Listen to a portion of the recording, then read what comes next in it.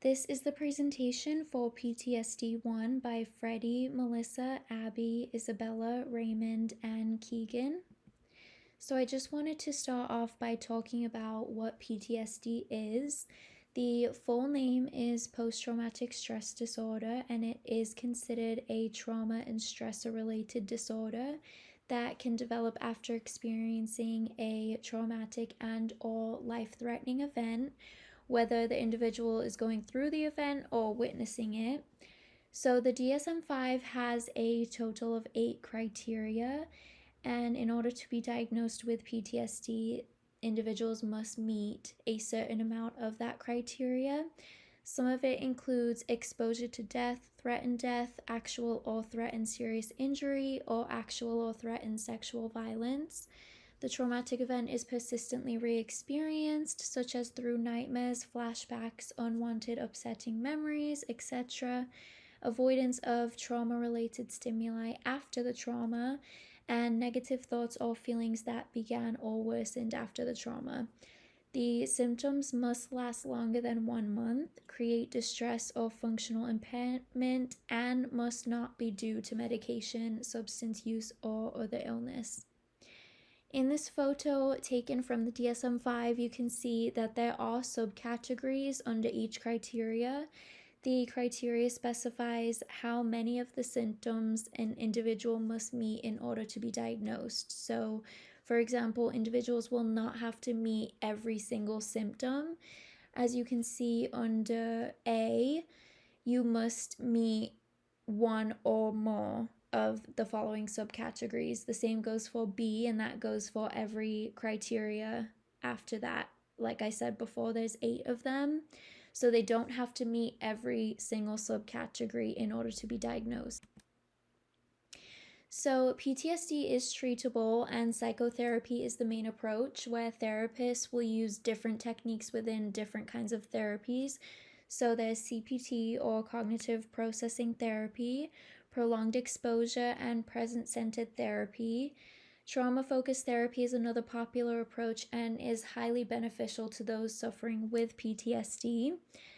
Another approach is medication, with the most commonly prescribed being SSRIs, or selective serotonin reuptake inhibitors. This kind of medication is used as an antidepressant and helps ease symptoms. So, who exactly is affected by PTSD? Of course, anyone can be diagnosed with PTSD as long as they meet criteria, including veterans, children, or anyone who's experienced a traumatic event in their life. However, there are certain populations where it is more common. For example, it is more common in women than men, and that's simply just because there's types of traumatic events that women are more likely to experience, like sexual assault. PTSD is slightly more common among veterans than civilians. At some point in their life, 7 out of every 100 veterans will have PTSD, and that was taken from the U.S. Department of Veterans Affairs, or the VA, which has a lot of good information for veterans and people who are the loved ones, like family members, friends, partners of veterans. There's a lot of useful information on there. So let's talk about some statistics. As I mentioned before, PTSD is more common in women than men, and this goes for female veterans over male veterans as well. The statistics are a 13% in female veterans versus a 6% in male veterans. And the number of veterans with PTSD also varies by service era. So some that the VA included are OIF and OEF, Persian Gulf War, Vietnam War, World War II, and the Korean War. So it kind of just depends on which area they served in. The data on the next slide does compare veterans in different service eras and their PTSD in the past year, as well as PTSD at some point in their lives. An important thing to note is that these statistics are likely based on people who have gone to a psychiatrist or psychotherapist and been diagnosed with PTSD, and the numbers are most likely a lot higher because there are people out there who have not sought treatment. And this is a reason why it's so important for resources to be out there that can help those who are suffering but choose not to seek help. So you'll see in this chart right here from the VA that there is a difference in the different service eras. So the highest being OIF and OEF. This next slide shows a graph that focuses on 9/11, which of course had a big impact on US veterans. A researcher had these veterans take a survey stating whether or not they feel they've experienced PTSD after 9/11, and it's basically the result of the military service that they've had to provide after the attack. So as you can see, these numbers are a lot higher and show that there are a lot of undiagnosed veterans who would benefit from seeking treatment. So what can we do to help? How can we help veterans with PTSD and those in similar situations? If someone you know, such as a family member, friend, or partner, is a veteran who suffers from PTSD, there are ways that you can help. You can encourage them to seek mental health treatment and help them find treatment nearby, whether that be individual therapy or group therapy or support groups. Support groups are helpful because it allows veterans to speak with other veterans who have gone through similar experiences and can help them feel like they are not alone. Find resources online from places such as the VA, which I mentioned earlier, has a great variety of resources, not only for veterans, but the loved ones of veterans, and introduce them to some ways they can take care of their mental health through positive interventions such as journaling, songwriting, etc. It is important to remember that there is only so much you can do as a loved one. So, we have already discussed the different types of positive interventions that could be used for veterans afflicted with PTSD. But here, we will be focusing on creative interventions. Now, what are creative interventions? What do they consist of, and how are they able to help veterans or people with PTSD in general? In positive psychology, creativity could be defined as the hobbies and passions of ordinary people who want to do something creative. Now, creativity in this sense could encompass a wide range of activities, which could include knitting, drawing, writing, or even crafting your own recipes. Creative positive interventions offer veterans with PTSD meaningful engagement, social connections, making sense of purpose, and in the end, eliminating the negative mindset caused by the loneliness that can often lead to social isolation. These trends have been seen in previous research, thus speaking to the effectiveness of creative positive interventions in improving the mental states of various people. Focusing on writing interventions, there have been several studies demonstrating their efficacy. In a 2020 study, Atkins found that gratitude journaling improved the psychological well-being of veterans with PTSD.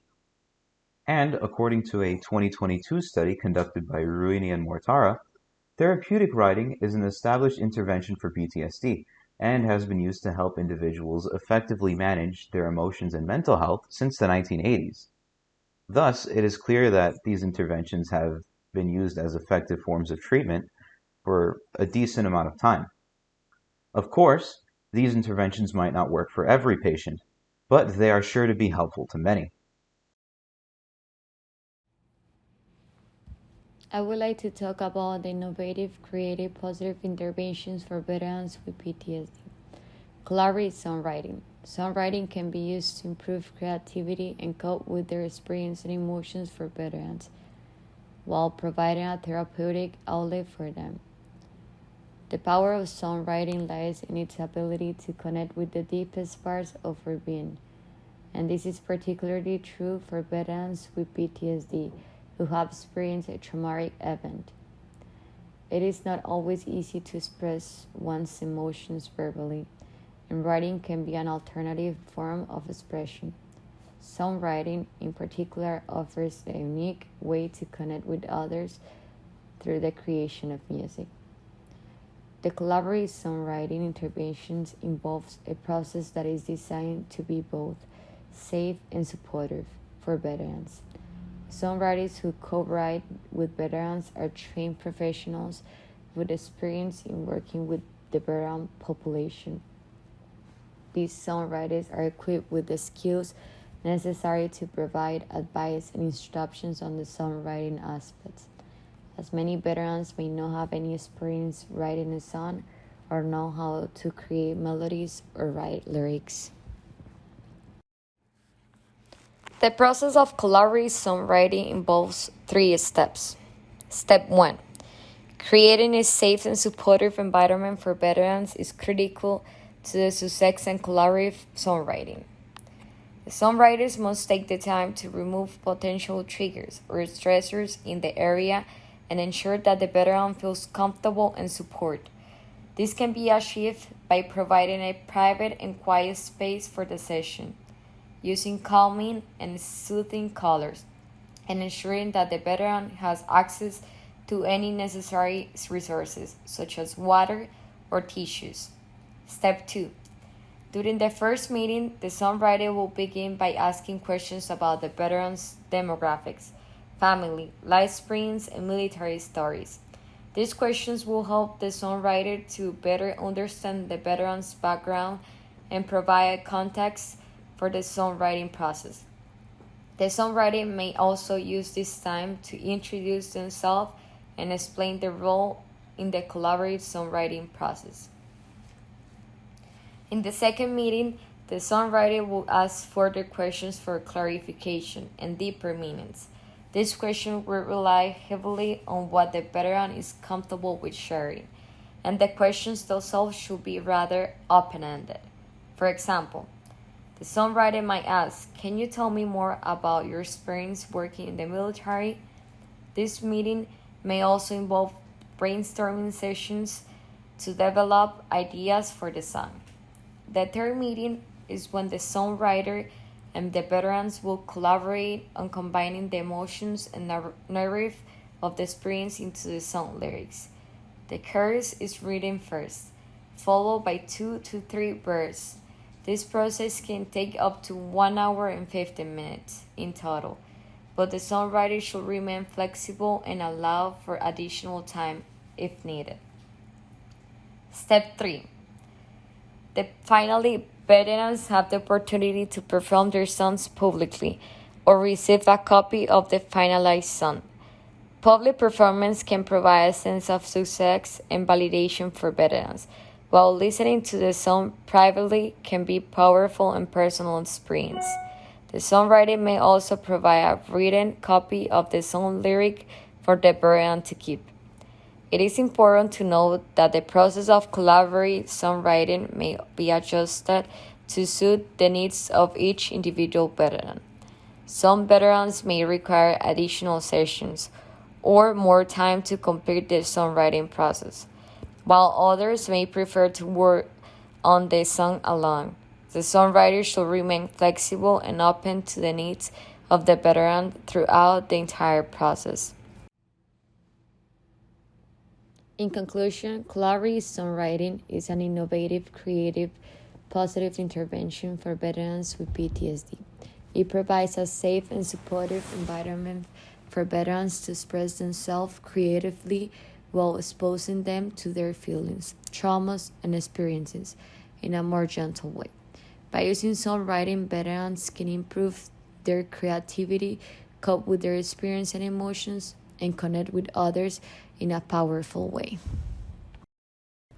Songwriting with Soldiers is a nonprofit that has been hosting weekend retreats and workshops across the U.S. since 2012. These events are for veterans and their families to help them process their military experiences and return home from the military in a way that is healthy, supportive, creative, and community building.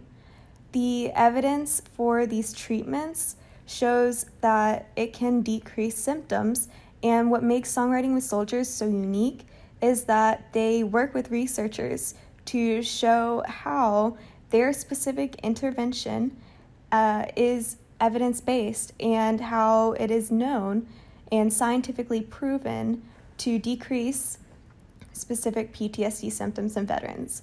Part of why we think this may be is because it provides a gentler way to address traumatic experience for veterans. than what traditional exposure therapy or other kinds of therapy might involve. So this specific intervention is directly inspired by how the method of collaborative songwriting works for songwriting with soldiers, because that is what we have evidence to support.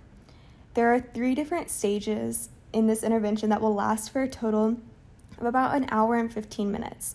And essentially, veterans will meet with a songwriter on 3 separate occasions to discuss their story and any ideas they have for the song. In the first session, the songwriter will ask questions about the veteran's demographics, family, life experiences, and military stories.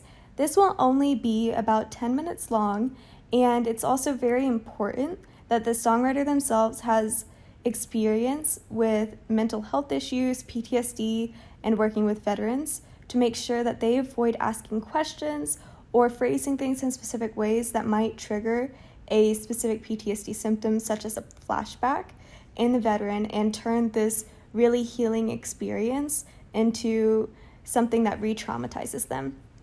In the second session, the songwriter will ask further questions for clarifications and deeper meaning. These questions rely heavily on what the veteran is comfortable with sharing, and for that reason, the questions will usually end up being more open-ended. So, for example, the songwriter might ask, "Can you tell me more about your experience working in the military?"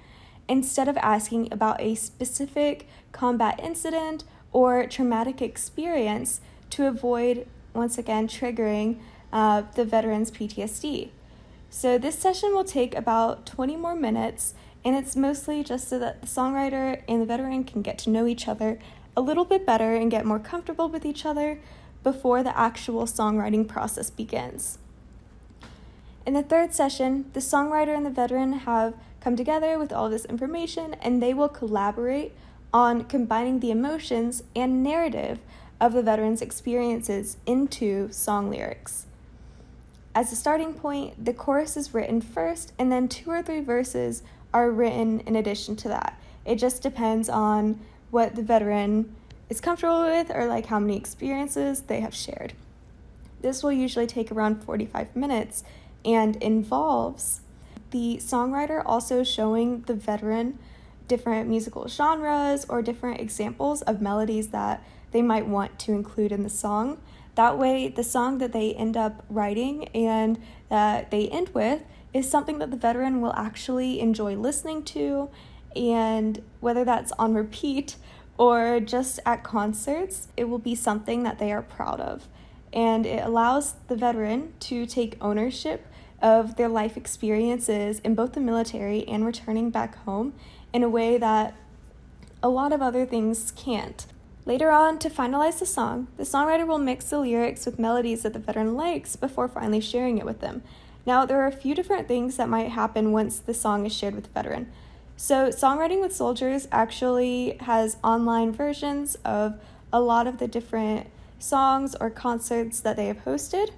However, in this specific study, the veterans were actually required to listen to the song a certain amount of times on repeat in order to expose them to their life experiences that were traumatic, that they need to heal from, to help with the PTSD symptoms. However, a lot of the retreats and workshops have concerts that are available online to watch later on, or that they go to with their family in person and get to share a part of themselves with the people that they're closest to. As mentioned before, gratitude journaling is a commonly used creative intervention. When tasked with gratitude journaling, individuals will typically be asked to journal once or twice a day. When journaling, a commonly used prompt is to name 3 good things that happened that day. In 2020, Atkins conducted a study to find out whether this sort of intervention would improve the well-beings of various veterans that were afflicted with symptoms of PTSD. Said study found that the gratitude of veterans actually improved over time, as did their overall well-being. War often forces a heavy emotional burden onto veterans and can leave lingering trauma for decades. Veterans with PTSD find it difficult to maintain relationships and will often disengage from social interactions, causing them to feel numb or emotionless as stated by Arcara Personalized Psychiatry on their website in 2022. Thus, gratitude journaling has the potential to help them achieve a newfound appreciation for life, thus setting them up on the path to healing. For our intervention, we propose gratitude journaling broken up into several components. Now, the veterans involved would be asked to write in their journals twice a week, and this would be done alongside the part of the intervention devoted to collaborative songwriting. Periodically, the veterans would be asked to fill out a questionnaire with 50 statements that would be ranked on a scale of 1, strongly disagree, to 8, strongly agree. This would be used to determine a happiness score, which serves as a sort of metric for determining the effectiveness of the intervention. This exercise would go on for 2 years, with happiness scores being recorded monthly. This would mean that there would be 25 happiness scores recorded in total, one at the very beginning of the study, and another 24 to be recorded at the end of each month. Now, since this intervention would last for 2 years in total, and since veterans would be asked to write biweekly, this means that there would be 208 sessions in total, because they would be writing twice a week, and this would last for 104 weeks, which makes 208. Now, the first part would last from weeks 1 to 3, and it would involve participants discussing 3 aspects of their lives they are grateful for each time they write. This would force them to become more introspective, pondering on the positive aspects of their lives and what is going right for them, so to speak. A similar approach is that of the 3 good things used in a recent study conducted by Atkins in 2020. Now comes part 2, which would last from weeks 4 to 94. This portion of the intervention would be the longest and yet the simplest at the same time. Participants would merely be tasked with keeping a daily journal in which they recount the events of each day. A continuous emphasis would be placed on gratitude, and the veterans involved would be encouraged to continue thinking about what aspects of their lives they are grateful for when writing. So there could still be some overlap here with what they were asked to do in the first part of the intervention, although now there is more of a focus on their daily lives. This exercise would allow veterans to further reflect on their daily lives, perhaps helping them notice recurring trends or life improvements since the start of the intervention. Then we would move on to part 3 of the gratitude journaling intervention, which would last from weeks 95 to 104. The last few sessions of the intervention would be devoted to self-expressive writing. As in part 1, they would return to writing twice a week rather than daily. Self-expressive writing specifically refers to writing about one's deepest thoughts and feelings concerning emotional events. Previous research, as conducted by Novinsky in 2013, has shown that self-expressive writing helped veterans immensely and improved their mental and physical health. Now, to better demonstrate what exactly self-expressive writing is, I have included 2 examples from the previously mentioned Novinsky study conducted in 2013. To the left, we see a circle of self, which was created by one of the study participants. This participant displayed her feelings in a circular motion, which is reflective of her strange, confusing, and threatening life experiences as a veteran afflicted with PTSD. To the right, we see what is called handholds. Here, the participant displays his feelings in the shape of a hand to reflect the intertwined physical and psychological impacts of his wartime experiences. His writing clearly illustrates the pain and suffering he experienced, while also portraying how his trauma has manifested physically. After researching several different creative interventions that can be used in positive psychology, we decided to interview 3 veterans that have served in one of the military branches that can share how long they were deployed for or stationed away from home, and what did they find grateful during the time that they were there that helped them positively during those times where they felt weak or depressed. The 3 people that were interviewed are all from different age groups. The first veteran I am going to mention is Mario Gonzalez. Mario was active in the Army from August 1981 to 1984. He did his basic training in Fort Jackson, South Carolina. During his time there, he did training on helicopter armament. He was then transferred to Fort Eustis, Virginia. He later was stationed to Fort Campbell, Kentucky, and during his time there was ordered to go to Schofield Barracks, Hawaii.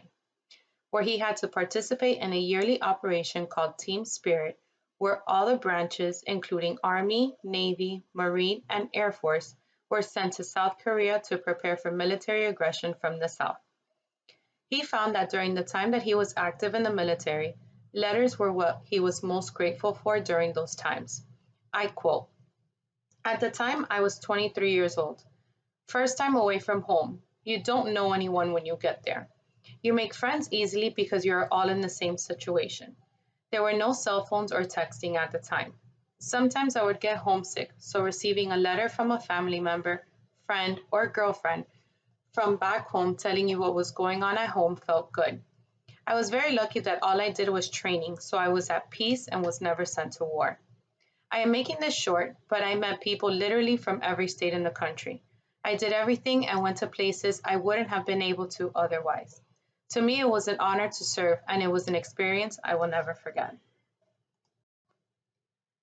The second interviewee is Raymond Perez. Ray served in the Army from 1989 to 1995. He was stationed in Fort Clayton, Panama, where he worked in the aviation headquarters.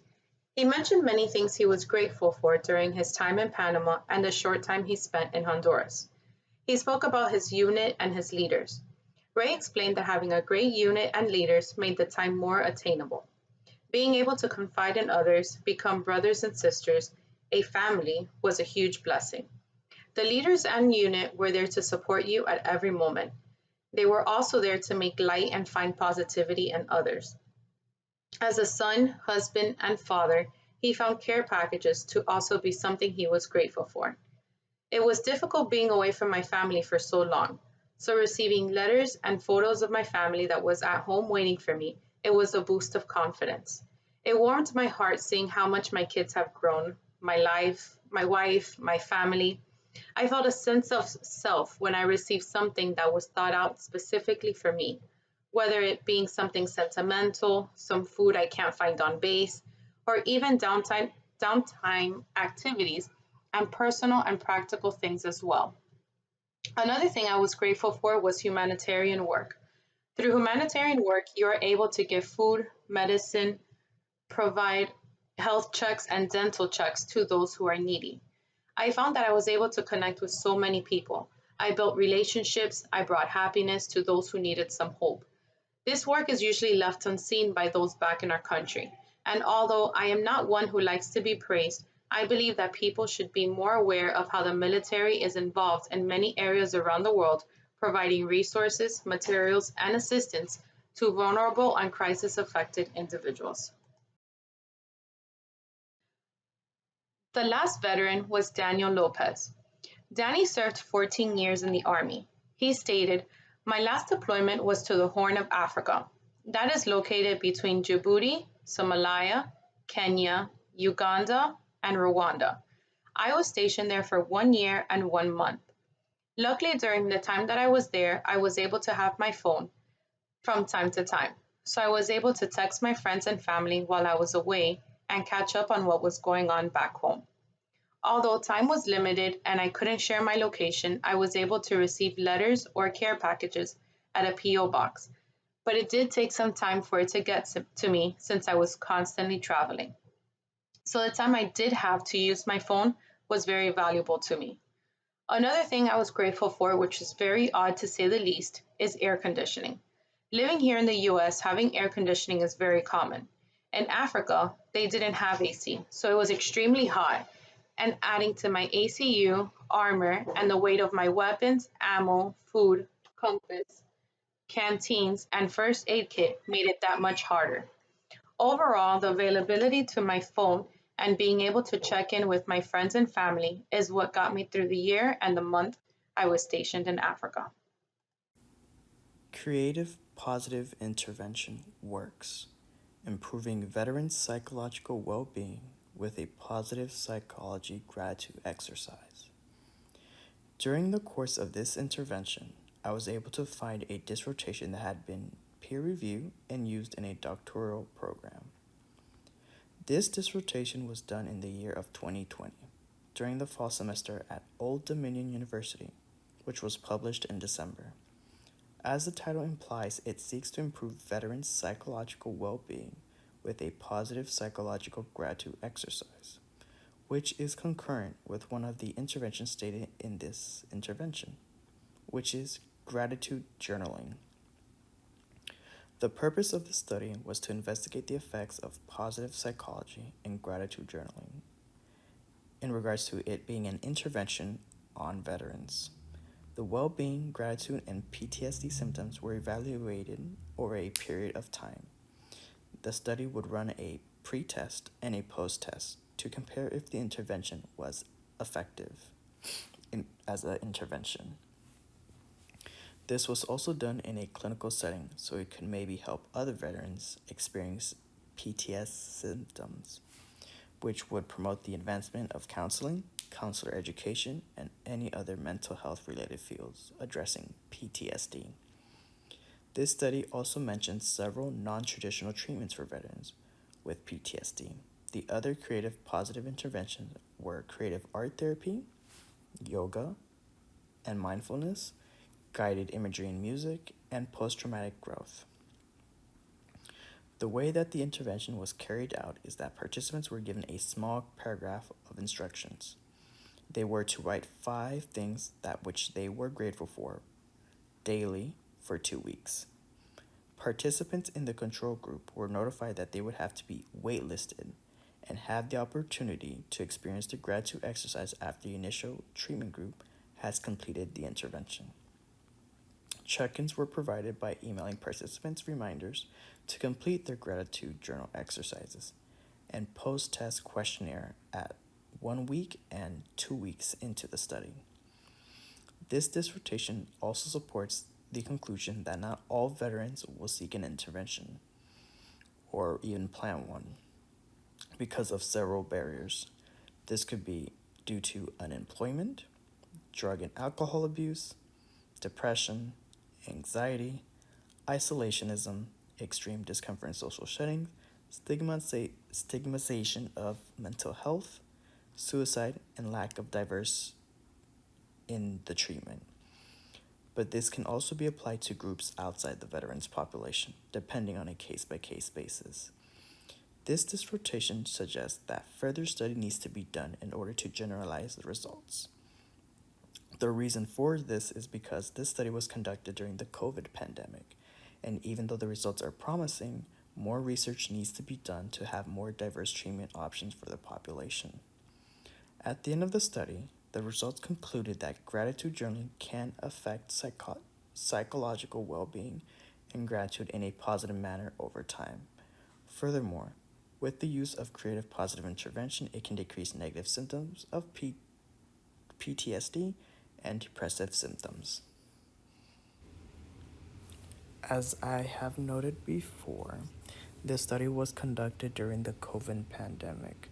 A suggestion I would make if I was running this study again would be to do it in a more naturalistic setting. And also we could also test if the other creative positive interventions that were listed in this study are also effective and could be alternative for veterans with PTSD or anyone that is dealing with PTSD. Conclusion. All things considered, if veterans with post-traumatic stress disorder use creative positive intervention, they will experience a greater decrease in symptoms than those who do not use creative positive interventions. It is essential for us to help those who have given the ultimate sacrifice for their country. On the other hand, post-traumatic stress disorder is not only limited to veterans. Any individual who goes through a stressful and traumatic event could be diagnosed with post-traumatic stress disorder, depending on a case-by-case basis. In this review, we have taken a look at collaborative songwriting, gratitude journaling, and self-expressive writing. These are only a couple of examples, and there are many forms of creative positive intervention that were not listed in this intervention. Lastly, it is to be noted that not all veterans with post-traumatic stress disorder will seek intervention.